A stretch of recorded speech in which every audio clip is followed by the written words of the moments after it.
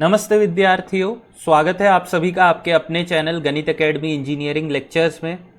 तो आज का जो वीडियो सेशन है ये हमारा कंसेप्ट थ्रू क्वेश्चन है नेटवर्क थ्योरी के प्लेलिस्ट में। तो आज हमारा जो है सेशन नंबर 5 है। इसमें हम गेट 2022 इंस्ट्रूमेंटेशन के क्वेश्चंस देखने वाले हैं। ठीक है, तो चलिए फिर वीडियो सेशन को स्टार्ट करते हैं। तो यहां पे देखिए जो पहला क्वेश्चन है ये क्या दिया हुआ है, in the band pass filter circuit shown R naught is equal to 50 ohm, L naught is equal to 1 millihenry and C naught is equal to 10 nanofarad. So the Q factor of the filter is, तो आपको पूछा गया है कि Q factor ये filter का क्या होगा। तो ये हमारा क्या है, सीरीज RLC सर्किट है। तो सीरीज RLC सर्किट में हमको क्या पता है कि डायरेक्ट क्वालिटी फैक्टर का फॉर्मूला क्या होता है, 1/R under root of L/C। ठीक है, ये हमारा क्या होता है, क्वालिटी फैक्टर का फॉर्मूला। तो अगर मैं यहां पे पुट करूं यहां पे, तो ये आएगा क्या, 1/50 अंडर रूट ऑफ L। तो L यहां पे कितना है, 1 मिली हेनरी, और C कितना है, 10 नैनोफैरेड। तो 10 इंटू 10 टू द पावर -9। तो ये कितना आ गया, 1/50 इंटू, तो ये 10 to the power 8, 10 to the power 5 हो गया यहां पे। तो इसको मैं लिख सकता हूं 100√10 डिवाइडेड बाई 50। तो ये आ गया कितना, 2√10। तो अगर मैं इसको कैलसी में सॉल्व करूंगा, so this will be actually equal to, तो मुझे देखना पड़ेगा ये 2√10, तो this comes out to be 6.32। ठीक है, तो इस क्वेश्चन का आंसर कितना होगा, 6.32। तो क्वालिटी फैक्टर जो है ये हमारा क्या होगा, ये हमारा हो जाएगा 1/R अंडर रूट L/C। अब ये और एक चीज पता होना चाहिए कि quality factor of parallel circuit it is 1 quality factor of series circuit. तो यहां पे अगर क्वालिटी फैक्टर ये सेम RLC वैल्यू देके पूछ लेता है, पैरेलल RLC सर्किट के लिए आप क्वालिटी फैक्टर बताए, तो वहां पे फॉर्मूला हो जाता R under root of C/L। और अगर मैं इसको यूज करूं यहां पे, तो ये हो जाएगा कितना हमारा वैल्यू, ये आएगा 0.158। कब आएगा, अगर ये quality factor of parallel RLC circuit बोला जाता तो। ठीक है, तो यहां पे आंसर कितना आया आपके पास, 6.32। अब यहां पे देखिए दूसरा क्वेश्चन क्या है, in the circuit shown the load is driven by sinusoidal AC voltage source. ये देखिए ये साइनोसॉइडल AC वोल्टेज सोर्स है। If V1 is equal to 100 angle of 0, तो ये हमारा सोर्स का दिया हुआ है क्या, ठीक है, एट 50 हर्ट्ज। तो 50 हर्ट्ज मतलब ओमेगा का वैल्यू कितना होगा, 100 पाई या 314 रेडियन पर second. R1 is equal to 20 ohm, C1 is equal to 1000 by pi microfarad, L1 20 by pi millihenry and R2 is equal to 4 pi. The power factor is, तो power factor हमको find out करना है। अच्छा, तो power factor अगर मुझे यहां पे फाइंड आउट करना है, तो मैं क्या करता हूं, आपको पता होना चाहिए कि जो पावर फैक्टर होता है ये क्या होता है, basically cos phi, where phi is what, angle between resultant voltage and resultant current. ठीक है, तो अब अगर मैं किसी तरीके से यहां पे अगर इनपुट इंपीडेंस कैलकुलेट कर लूं, तो इनपुट इंपीडेंस क्या होता है, VI/II। तो यहां पे तो VI मतलब V1 लिख देता हूं, और II मतलब ये I1। ठीक है, या II जो भी आप लिखना चाहो। तो यही यहां पे क्या है, रिजल्टेंट वोल्टेज और रिजल्टेंट करंट मुझे मिल जाएगा। तो मैं इसके हेल्प से जो मेरा इनपुट इंपीडेंस का जो एंगल रहेगा, क्योंकि ये कॉम्प्लेक्स लोड है, तो जो एंगल रहेगा इसी का एंगल बेसिकली क्या होगा, मेरा पावर फैक्टर का एंगल हो जाएगा, मतलब cos phi में। तो मैं चलिए फिर यहां पे क्या करता हूं, मैं इंपीडेंस को कैलकुलेट करता हूं, इनपुट इंपीडेंस। तो मुझे क्या दिख रहा है, ये R1 और C1 यहां पे पैरेलल कॉम्बिनेशन में है। तो मुझे क्या पता है, R1 parallel 1/j omega C1। तो इसको अगर लिखूंगा, सो this will B R1 divided by 1 plus j omega R1 C1। तो R1 का वैल्यू कितना है, 20 है, divided by 1 plus j omega का वैल्यू 100 पाई, सॉरी 100, हाँ 100 पाई है, और आपका C1 का वैल्यू यहां पे कितना है 1000 बाई पाई, ये माइक्रो है ध्यान रहे, ठीक है। और R का वैल्यू कितना है, R का वैल्यू 20, तो ये माइक्रो में है ध्यान रहे, माइक्रो मतलब 10 टू द पावर -6 भी लिख देता हूं यहां पे। अच्छा चलिए, ये दिख नहीं रहा होगा,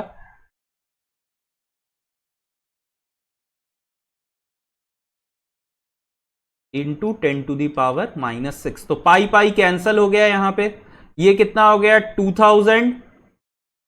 अच्छा तो यहां पे ये कितना हो गया 2000 मेरे पास हो गया, और ये यहां पे सॉरी ये 20,000 हो गया, और ये आपका आ गया 2, मतलब 2 इंटू 10 टू दी पावर 6 हो गया, 1 2 3 4 5 6, तो ये 10 to the power -6 10 to the power +6 cancel होगा, so this will be 21 plus J2।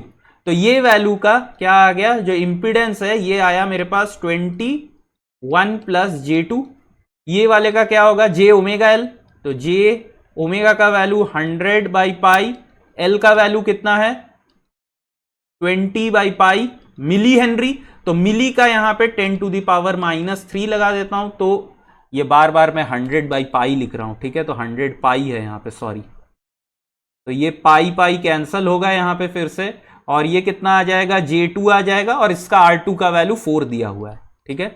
तो अब अगर मैं इनपुट इंपीडेंस निकालूंगा, so this is equal to what, this is equal to 21 plus J2, ये तीनों सीरीज में है, L1 का वैल्यू J2 और R2 का वैल्यू कितना है 4, ठीक है। तो इसको थोड़ा सा मैं क्या करता हूं यहां पे 21 माइनस J2 डिवाइडेड बाई 5 क्यों, अरे 1 माइनस J2 से ऊपर नीचे रैशनलाइज किया हूं और कुछ नहीं, और यहां पे J2 प्लस 4, थोड़ा ये इरेज कर देता हूं यहां पे,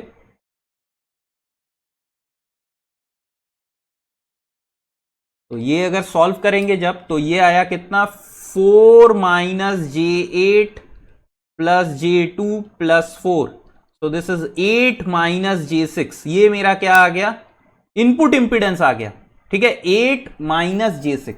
अब अगर मैं इसको ड्रॉ करना चाहूं कि 8 माइनस J6 ये दिखेगा कैसे, अच्छा तो इसका सबसे पहले Zin को मैं क्या लिख क्या सकता हूं, तो यहां पे अगर मैं इसको लिखूं, so basically this will be what, तो ये जो पॉइंट है ये मेरा कौन से क्वाड्रेंट में लाई कर रहा है, this is lying in your 4th quadrant, ठीक है, 4th क्वाड्रेंट में लाई कर रहा है ये, तो इसका एंगल क्या होगा, this will be under root, मतलब अगर मैं मैग्नीट्यूड और फेज लिखूं तो ये हो जाएगा कितना मेरे पास, ये इसका मैग्नीट्यूड आएगा under root of 8 square plus 6 square, और ये इसका फेज एंगल होगा -tan इनवर्स, क्योंकि 4th क्वाड्रेंट में है बोल के 3/4, ठीक है, तो ये आ गया 10 एंगल ऑफ, शायद tan इनवर्स ऑफ, मेरे को एक बार देखना पड़ेगा, 53.13 होता है क्या,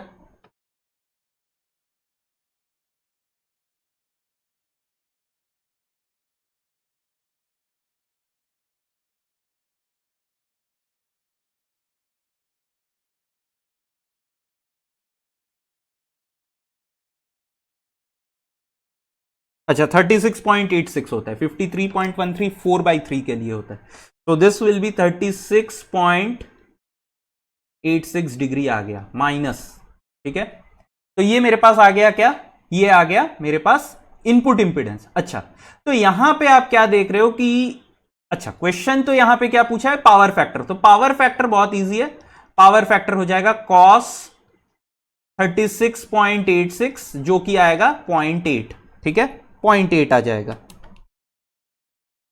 ठीक है। तो यहां पे तो क्वेश्चन एंड हो गया मेरा, लेकिन अगर मैं पूछूं ये लीडिंग पावर फैक्टर है कि लैगिंग पावर फैक्टर है, तो क्या बोलेंगे आप लोग, ठीक है, अगर लीडिंग है कि लैगिंग पावर फैक्टर पूछूं तो क्या बोलोगे, तो यहां पे ध्यान दीजिए कि अगर मैं यहां पे इनपुट इंपीडेंस लिखूं, ये क्या है V1 बाई I1, तो यहां पे हमेशा ध्यान रहे कि जो एंगल ऑफ इनपुट इंपीडेंस आता है it is inversely proportional to the angle of input current. अब अगर यहां पे इनपुट इंपीडेंस अगर लैग कर रहा है, अब लैग कैसे पता, अरे नेगेटिव एंगल है ना, तो लैग कर रहा है, इसका मतलब करंट क्या होगा, करंट लीड करेगा। ठीक है, अगर इनपुट इंपीडेंस का एंगल अगर लैग कर रहा है तो करंट का एंगल क्या करेगा, लीड करेगा। सो this is a leading power factor circuit, ये भी थोड़ा सा हमको पता होना चाहिए। ठीक है, लीडिंग पावर फैक्टर सर्किट। अब लीडिंग पावर फैक्टर सर्किट किस लिए, यहां पे अगर बोलूं तो यहां पे इसलिए होगा क्योंकि ये जो कैपेसिटर है ना, ये ज्यादा डोमिनेंट रोल प्ले कर रहा है ये सर्किट में। तो कैपेसिटिव सर्किट जो होता है वो बेसिकली क्या होता है, हमारा एक लीडिंग पावर फैक्टर सर्किट होता है। तो इसी वजह से यहां पे क्या होगा, ये सब तो पूछा नहीं गया है, फिर भी क्योंकि कंसेप्ट थ्रू क्वेश्चन सेशन है, फिर भी मैं आप लोगों को थोड़ा सा बोला, तो इसका आंसर क्या आएगा, 0.8 आ गया। अब अगला जो क्वेश्चन है ये आपका है, क्या है, given circuit A with current I1 and I2 as shown, the current I3 in circuit B. तो ये I3 आपको पता करना है इन एम्पियर्स इज।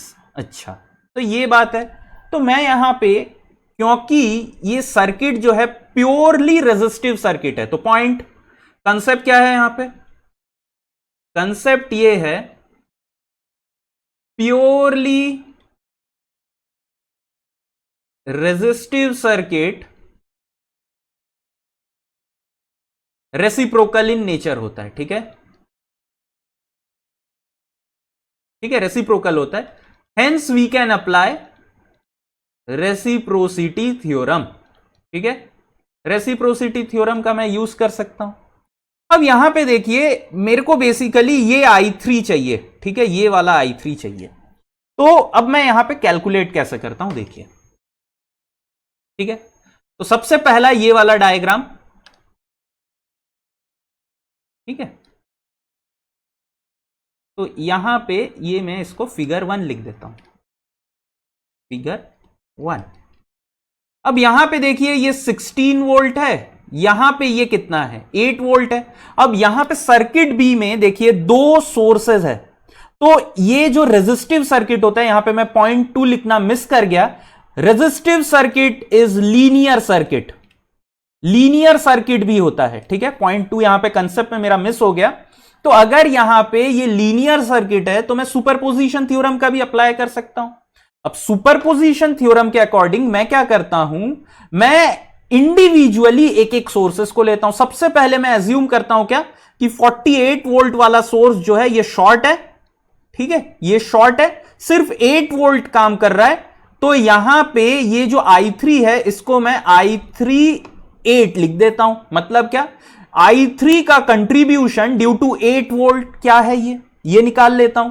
तो अब अगर मैं इसको निकालना चाहूं तो देखिए मैं क्या करता हूं, इस डायग्राम में यहां पे मैं डिवाइडेड बाई 2 कर देता हूं। तो सोर्स को अगर डिवाइडेड बाई 2 करूंगा तो 8 आ जाएगा। अगर ये 8 है तो यहां पे भी डिवाइडेड बाई 2 होगा, तो ये 1 एम्पियर आ गया।